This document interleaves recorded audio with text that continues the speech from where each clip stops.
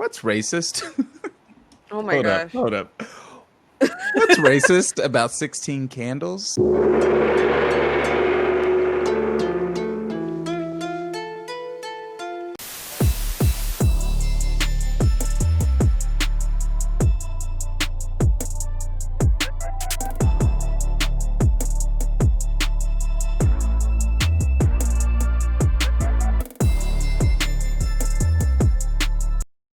Hello, welcome to Your Favorite Movie is Racist. I'm Chris, I'm Tawny.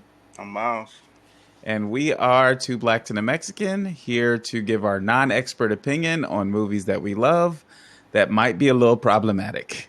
So I'll cut to the chase. This week we are talking about we're gonna do a John Hughes movie, y'all, and maybe the John Hughes movie that started John Hughes movies.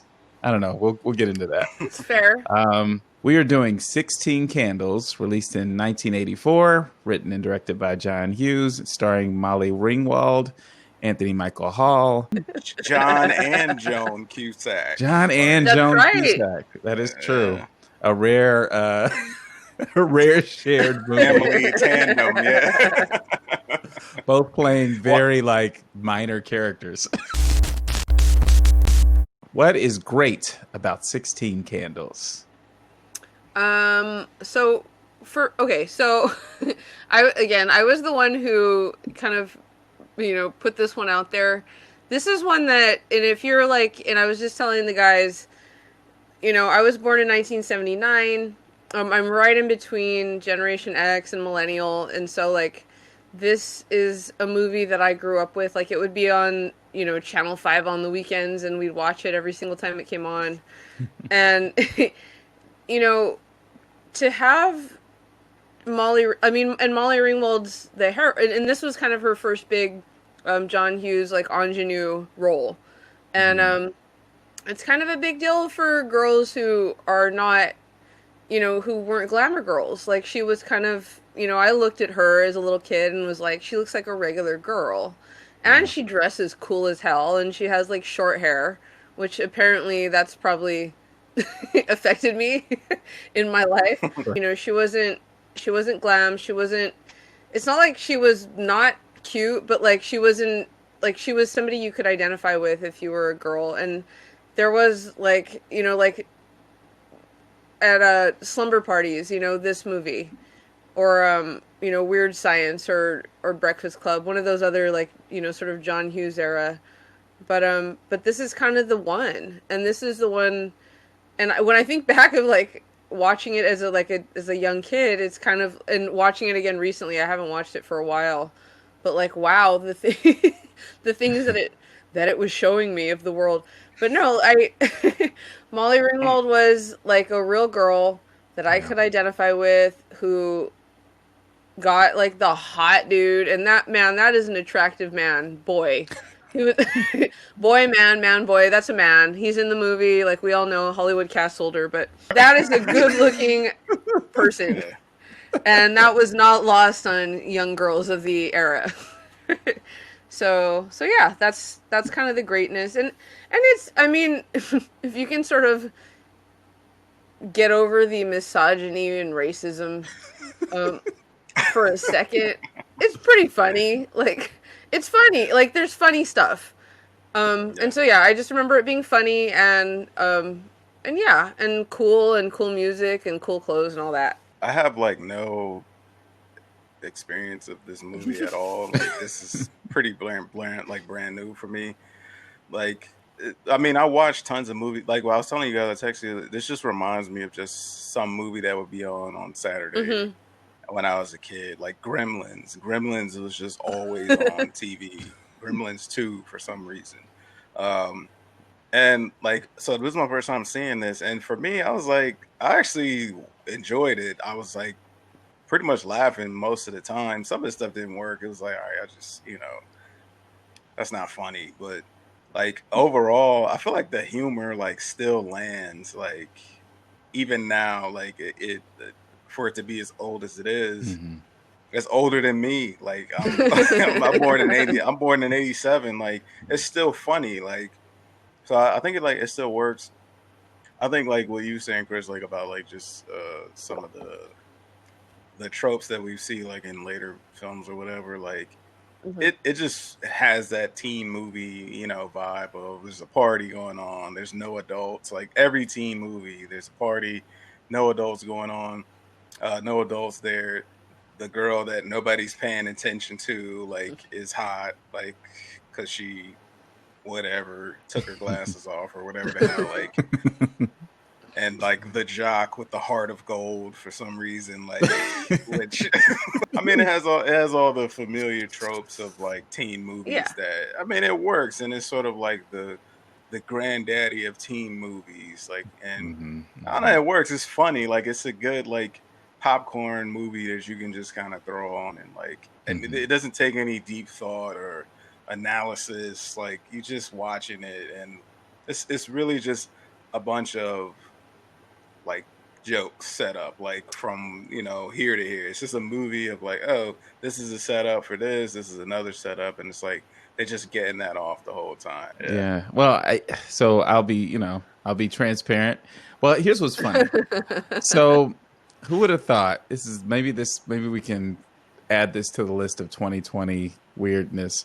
But I never would have thought going into this year that Tawny would suggest both a Clint Eastwood movie and a John Hughes movie, and that I would love the Clint Eastwood movie and struggle to get through the John Hughes movie.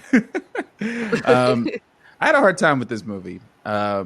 It's and I think, and the reason I mentioned this in our greatness section is because I think part of it is because it felt so incredibly familiar to me that what I was seeing felt like tropes. When in reality, this was John Hughes trying out a lot of the things that would show up in his later movies, and I think that for that reason, it deserves a lot of kudos, because like there's little moments where I'm like, oh, that's Ferris Bueller. Oh, that's and I think about when Anthony Michael Hall looks right at the camera and it's like it's getting fun or something like that, and I'm like, oh, that there's there's the nugget of Ferris Bueller to come later.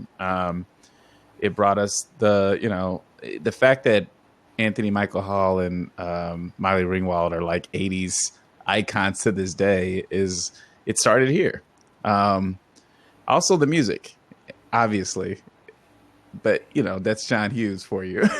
But it started here, and I think that's what's really dope about like taking in this movie, especially if you're like somebody who kind of spent their formative years seeing the hands of John Hughes is in a lot of the movies that we think of when we think of our childhood or our teen years. Hmm.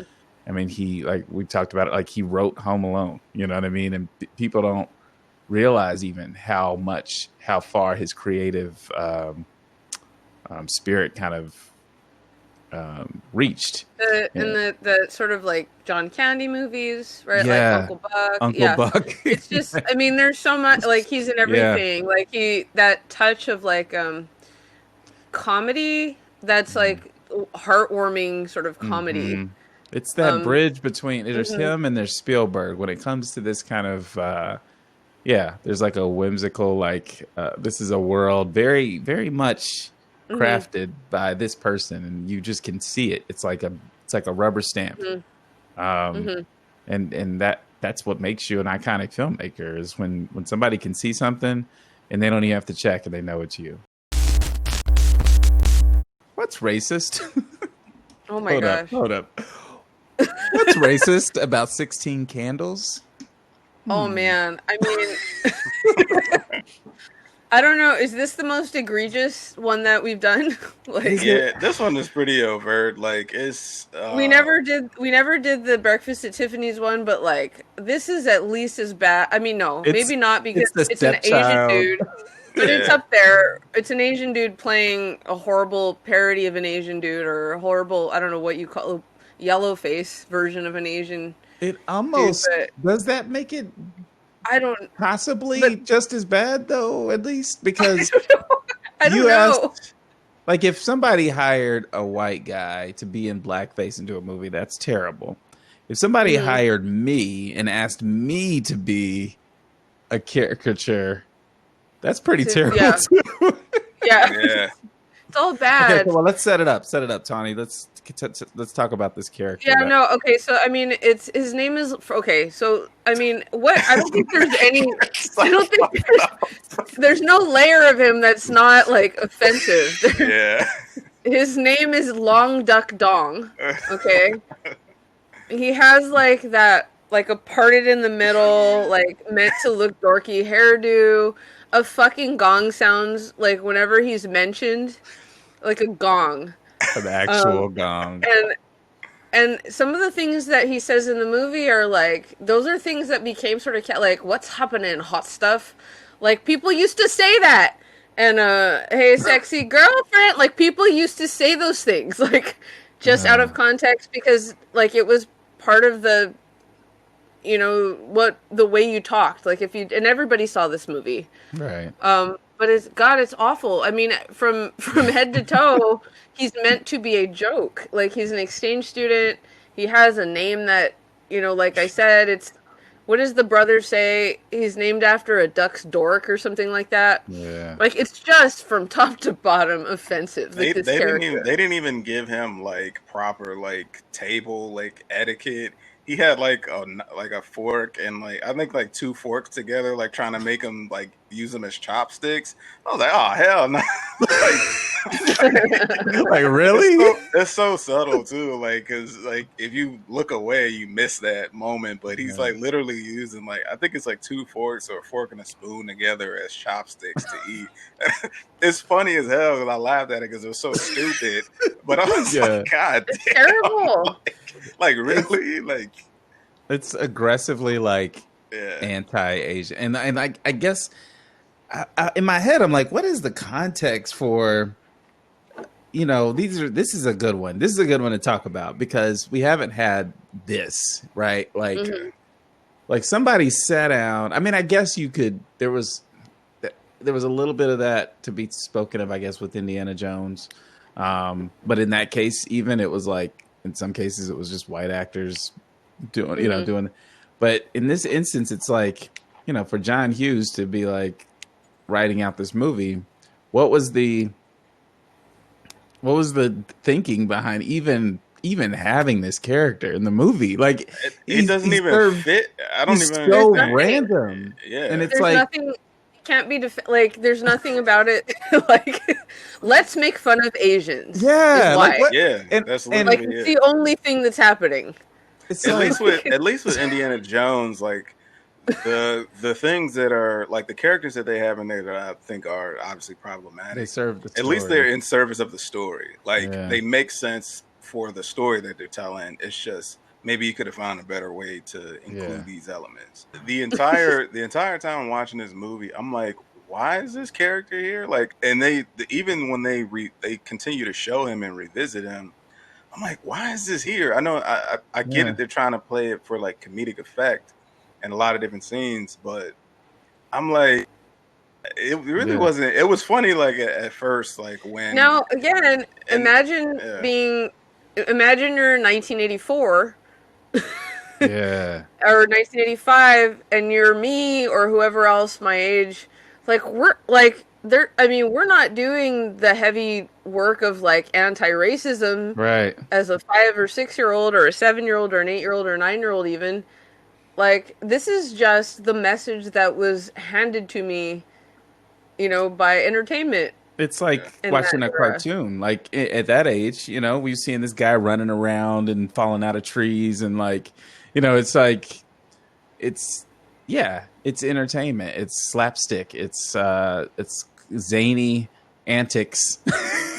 Like, and it was like that. I feel like that was the, you know, it's again, like we always try to say this, like he probably didn't sit down. Maybe he didn't sit down and say like, let's really piss off the Asian people or let's do something really offensive to Asian people.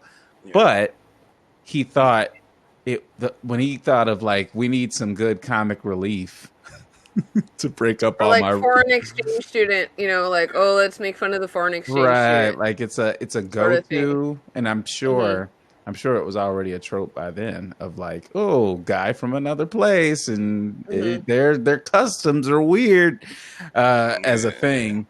And then it was like yeah, just do that. And there was no thought around it. Like, oh, it'll be funny. Like, we'll just cut back to what's going on with this guy. It'll be funny. It'll pad the runtime a little bit because the movie's 90 minutes. So in order to even be feature length, you had to justify putting it in a theater, you had to pad that story out because the story's really thin. You know, I mean, it's not that complicated. You could possibly have actually gave our main character some like more to go off of, because this relationship, the relationship between her and this guy that is non-existent. It's true love, Miles. It's true love.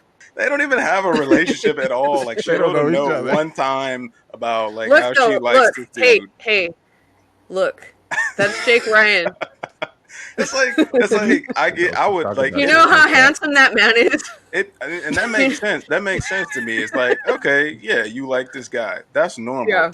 But the whole movie of like him, the guy himself, I don't understand what he's doing. Like, yeah, it doesn't really make any sense. It doesn't really make any sense. Like, instead of like splicing in these random like offensive like Asian where a gong happens and it's just like an Asian guy in a tree doing some crazy shit. Like, why don't you like at least if they just had that one scene at the table with him? I laughed at that because I thought that was funny.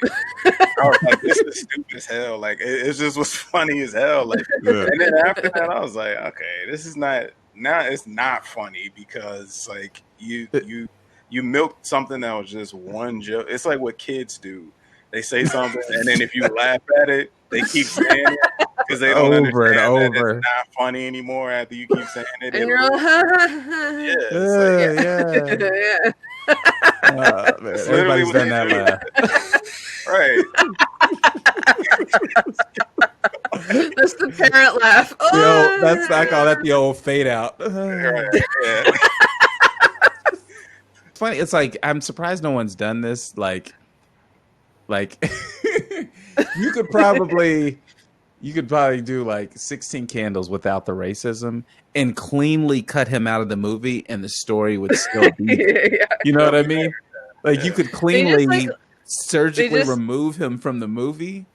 Yeah. He's just like laced in there. Yeah. Just laced. Because even like there's a part at the beginning when they force her to take him with her to the thing, and you think that's gonna be a thing. But he's not even with her at the dance. I was like, I thought the Asian dude, I thought he was with her. And then it just shows him off dancing with the tall girl. And I'm like, and then at the end, it's like, he's scared of Jake. Like, Jake comes to the door and he's scared. And he's like, oh, you beat me up. And I was like, what?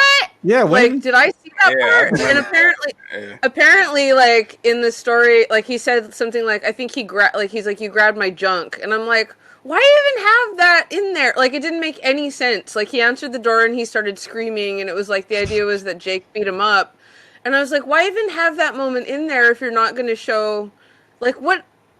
I didn't even understand that. Yeah, it's edited all stupid around him. It's like just weird.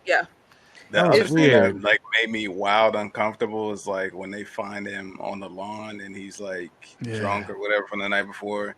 And then he's just like being surrounded by like all these old white people, and they're like kicking him and shit. I'm like, damn, what the hell is going on? That scene, that was what I was like. That scene made me wild uncomfortable. I was like, yo, wait, what? That was weird. Like, okay, so they like shouting insults at him and like, pointing at him and shit. It's so weird.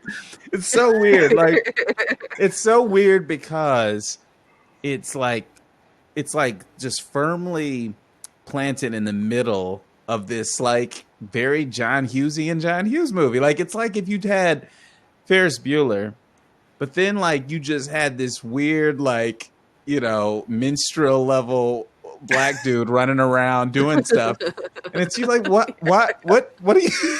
Why is he here? Yeah, I was trying to think, is there a character like that? Like, I can't think of another character that's that. It feels very much like the Breakfast at Tiffany's character, where like there's no reason.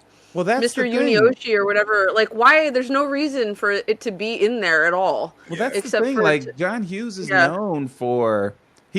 So in the new era, he's become known for some of those like vaguely or strongly problematic kind of sexual themes.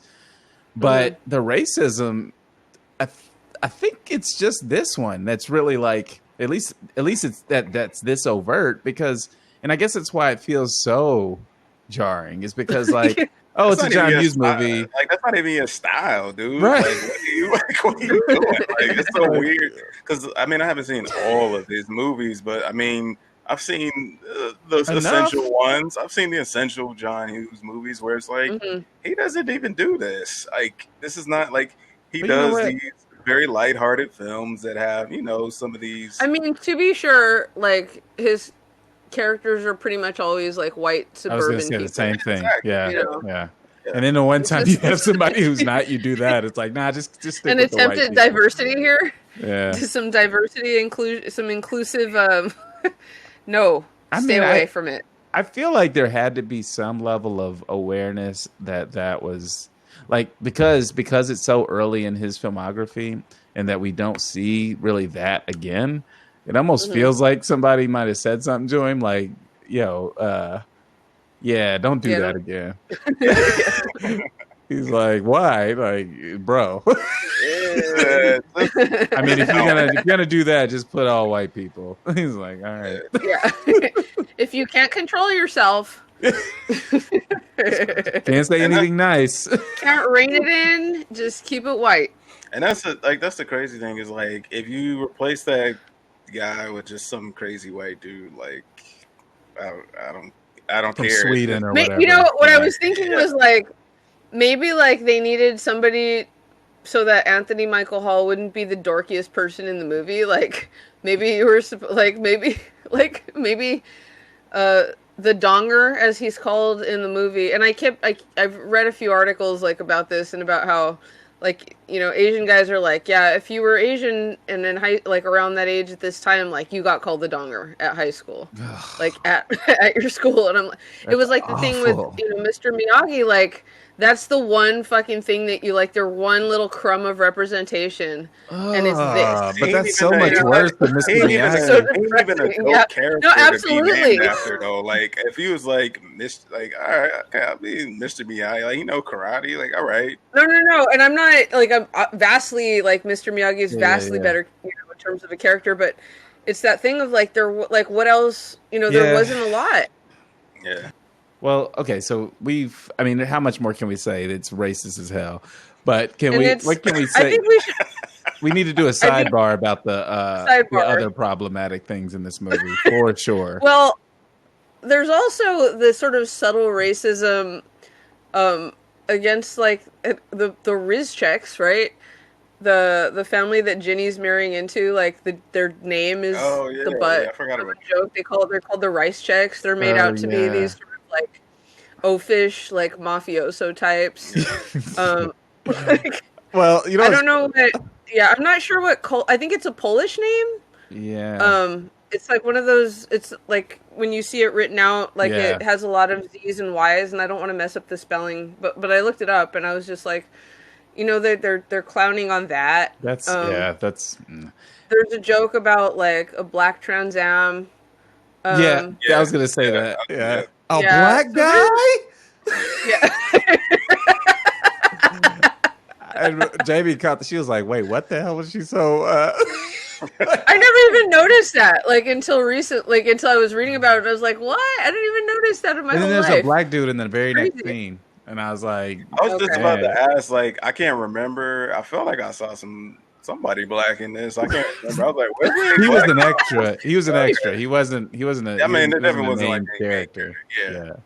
It's a John Hughes movie. I don't expect like a black male leader. I don't think we wanted more black. I don't think we wanted. Yeah, no. John Hughes, no, thank you. Could not have gone well. Would not have gone well. You keep that over there, buddy. So racism go to it's so like it's so weird, but in whatever. All right, other problematic things in this movie though. Rape culture. Yeah.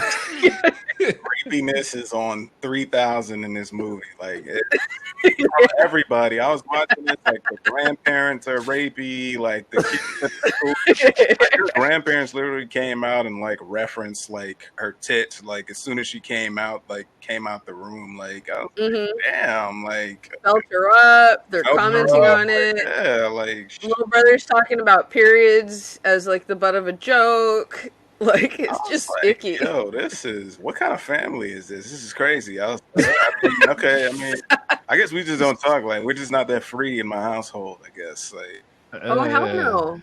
It's just weird. Like, and then just the close, like and this was in a lot of 80s movies. I mean, but I immediately started to know what I was in for when the geek is introduced and he sits on the bus next to her. And he's got his forehead practically pressed against her. It's just like, bro, okay, this is one of those, okay. And I mean, to be fair, it had shown up in 1,000 movies before this one, right? That kind of, I'm gonna completely crowd your space. And it was played for comedy, like when he kept trying to straddle her in the car. Like it was like, that's your move? Like that's That's your go-to is to literally climb on top of her. Yeah. Like, dude, you skipped over like 75 steps to get to like that one right there. Like, there's a whole bunch of other like things that you could have did before that, before you like. Well, and he's like a sympathetic character. Like, there's no point at which it's suggested that you're supposed to like not like him for these behaviors. It's like, oh, look how sweet, he really likes her. Yeah, it's the horror. That's horrifying. That's weird. Like that's what. And again, let me come back to this. Like, girls my age were raised on this shit. Like, we watched this on the weekends. We watched it at slumber parties, and it didn't. I don't remember it occurring to me that like he should have fucking backed the fuck off. 75 years ago. Like. That was like crazy. I don't remember that occurring to me, and I'm like, no wonder we're all fucked up. Like, this is what we were watching when we were little.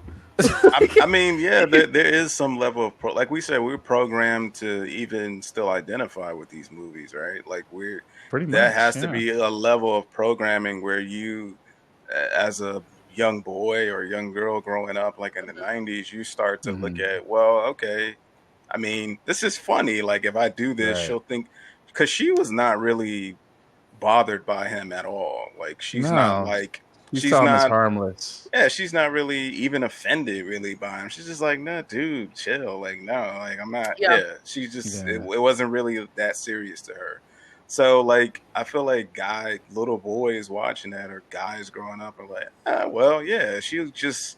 I mean, she says no, but I mean, was she really saying no? Like in the because like that's kind of where that's kind of the vibe that they're getting at is like, well, yeah, she said no, but it wasn't like a definitive. She wasn't angry. Right. It wasn't like a definitive no, and that's kind of where you get that. Well, it's that thing of like, this is just what women have to deal with, and like it's normal, and you're just supposed to deal with it. Yeah, this is how guys are. This is how girls are. Girls are like this. They might say no, but they actually just keep trying, and maybe she'll give you your panties at the end of it at least. And it's like, it's so fucked up.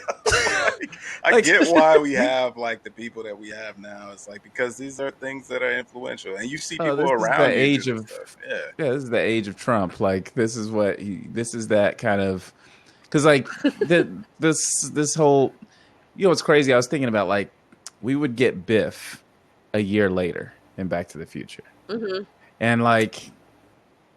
Literally the same. Biff does the same thing. Like he gets in the car with a girl and starts climbing and basically starts to manhandle her. And he's presented as a villain, but like we never address the fact that he sexually assaulted somebody in the movie. Like it's clearly that's not. It's just that he was a jerk. Oh, he's a jerk. Yeah. But it's like it's like because this guy's nerdy and it's cute. Like. You're presenting him doing some like outlandish stuff. Like really in the 80s, were real life people really Well, and then what he does with Carolyn, like he fucking photographs her, like while she's passed out props drunk, him up on her, and and it's not clear. Like they make like in the scene the next day. I've never been able to really like know exactly what to make of that, but like they take pictures of her naked and shit, you know, like his friends, and it's like, oh, that's cool. Well, they're trying Like, to imply. Okay, help me understand that scene, okay? Because I was lost. So she is borderline. She is border. She's in and out of consciousness throughout the night. She's passed out. Yeah. He is seemingly pretty sober. I mean, sober enough to just be like, you know what I mean? Like he's lucid enough to be like driving her places and taking the pictures and having the wherewithal to do this. And then the next day, he's asking this question of like, did we have sex? Did I like it? Yeah, like, I don't what know. happened with him? Yeah, where's it? That's always and been he's got his retainer in. Like you had the wherewithal to put a retainer in. Like It's so and it don't in my even look head, like an easy one either. No, like, it's like the wraparound boy, and like, and so in my head I'm just like, okay, this was some very, and this is why it bothers me. That was some strategic writing of the dialogue to. I feel like to give him because if he had just said, imagine if that scene played out the way that would make the most sense, which is for her to wake up and be like, did we have sex? And for him to be like, yeah. That looks bad, right? And to me, it doesn't make sense because John Hughes or somebody had to have come in and been like, oh, that kind of sounds bad. What if we just make it more vague? And like say, you know, oh, it just feels like there's I don't something know. missing. Maybe we had sex. I don't know. Like there's like a missing scene or something. Because I don't know if we want to see that scene. Yeah, I don't want to see it. I don't even know if that. I don't even know if that level of thought was put into this shit because there's so many other like scenes in there that don't make sense because there's threads missing. Like the thing about Long Duck Dong being afraid of Jake for something we never saw happen on screen. Yeah, it's true. Like that's kind of like this, and my whole life I've been like, what? And I just kind of like, like how that's been your reaction every time. What? What? I'm just gonna ignore that part, you know. But the deeply uncomfortable thing is like that Jake's like, here, take her. Like he gives her. Yeah. I could have violated her 10 different ways. 10 different ways. Okay, good guy. Right. Like, thanks for that.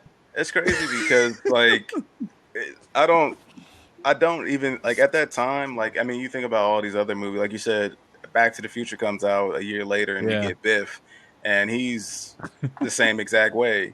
I mean, you look at this character. I mean, look at Rocky. Rocky is extra aggressive on Adrian. Like it's like wow. I'm like, yo, call the police. He's like, trying to leave and he closing the door. Yeah, like that. I mean, even in what's his name, Blade Runner. What's Deckard's character is rapey. Like this is like a consistent. He doesn't see her as human, which also is something to talk about. But, well, I mean, neither. I would argue that this character, they don't see these women in these other films as human either. Like it's like, well, here you could have her, you could take her. Like she won't know the difference between me and you. She's so drunk. Like that's why I don't feel like there was like a conversation where like, let's rewrite this so it doesn't look bad. I don't think they give a fuck if it looks bad at that time. I think it doesn't look bad to them at that time because this is how men and women do the cat and mouse game. This is how dudes and chicks. This is how it goes. We go up, we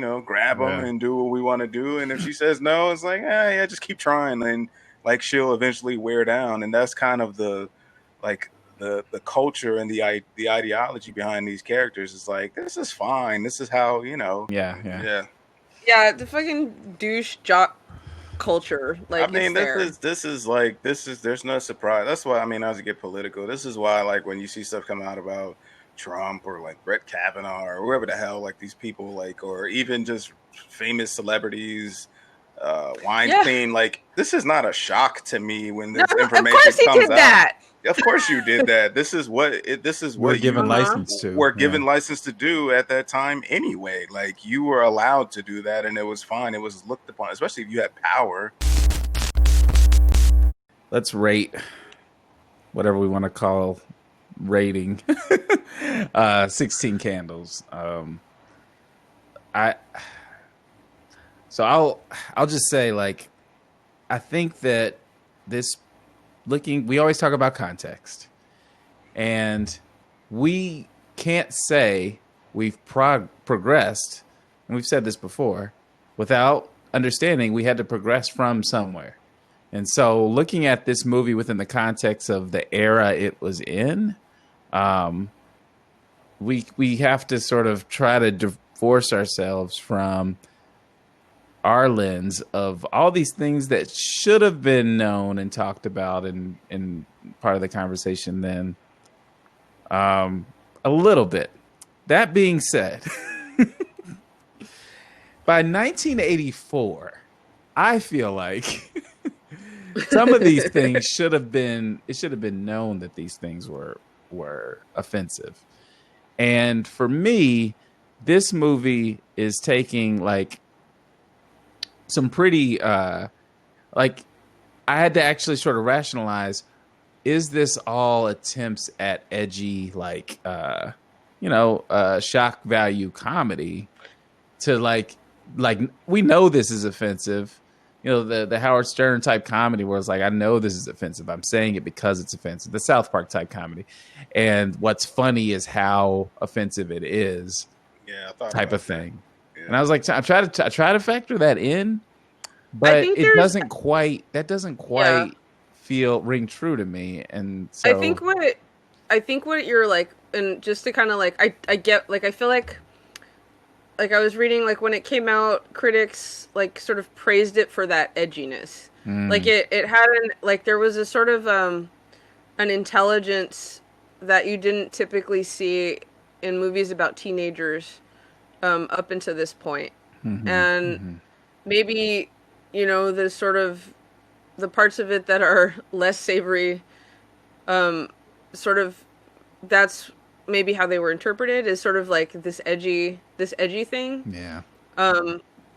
But that's all, like, that. But I was thinking about that too, like this idea, and this was like and it's kind of weird to say this, but like, this is a movie that shows a little more complexity to teenage life in this story than maybe we see in other movies, or we saw in other movies up to this point that were about teenagers. There was something raw about it that I think struck a chord, something edgy, something a little bit dark, and maybe like wrapped up in that, or mixed up in that, were these things that are now incredibly problematic, and we, that we recognize as being incredibly problematic.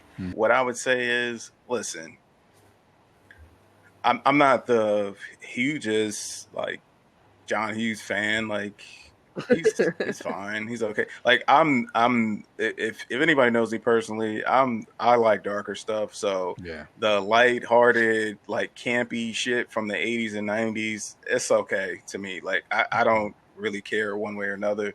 But if you want to watch because it's supposed to be a love story, but this ain't. I don't even really qualify this as a legit love story. This is a comedy. So if you want to watch a comedy, okay, yeah, you might have some laughs here watching this.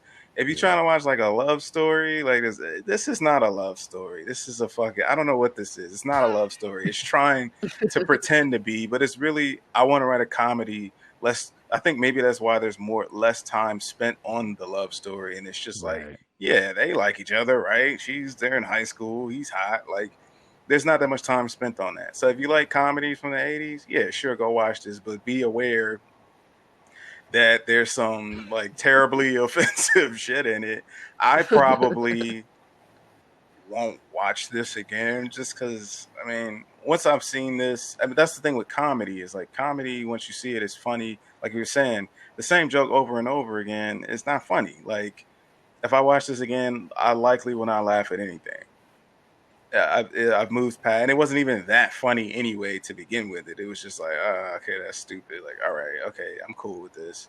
But yeah, as far as like this, there's better love stories, there's better comedies. Like, I mean, and this doesn't do either exceptionally well to me. So yeah, I think I would feel comfortable saying I'm ready to not watch this movie anymore. Like, I don't feel super compelled to watch it. It's so uncomfortable now on so many different levels. Like I found myself feeling really uncomfortable this most recent time watching the sister be like, "Oh, she has her period and she's took muscle relaxers." I was just like, That's "Is what that I really said. like?" I was like, "Who does this?" I'm the guy, You and know? I'm like, "You take muscle relaxers when you get Well, no, but for a it's like that's period?" really like the center of this whole part of the movie is like how wasted the sister is because she's on her period, and it's just there's not a whole lot that's redeeming about it. I think at this point. Yeah.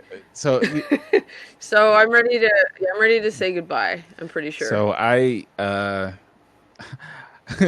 16 Candles, I hardly knew ye. Because I don't think I'm gonna mess with this one again. I just side note, as we've already referenced Back to the Future, my wife put this in my head while we were watching it, but the sister and the way she was acting and her look, we could not get out of our heads Michael J. Fox playing his daughter in Back to the Future Back 2. to two. Yeah, oh my God, I hate that so much. Yeah, that's the worst part of that movie. Mom? Why? Mom? All right. So, in closing out, I think we're done with 16 Candles, y'all. Yeah, I think we're done with it. Yeah, you can have it. You can have it. You can have it. If you like it, cool. We're not judging you at all. No. Yeah, be sure to subscribe. Leave a comment. Let us know what you think of this movie. And tune in next week when we talk about probably the biggest series of movies that we've tackled so far, and maybe the biggest series of movies on the face of the planet. So we will see you next time.